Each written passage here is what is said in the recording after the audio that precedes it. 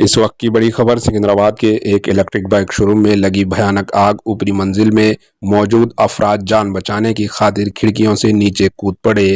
रियासत तेलंगाना के दारुल हुकूमत शहर हैदराबाद के सिकंदराबाद में वाक़ इलेक्ट्रिक बाइक शोरूम में भयानक आग लगने का वाक़या पेश आया। शोरूम के ऊपरी मंजिल में एक लॉज भी वाक़ है जिसमें कई अफराद मुकीम थे।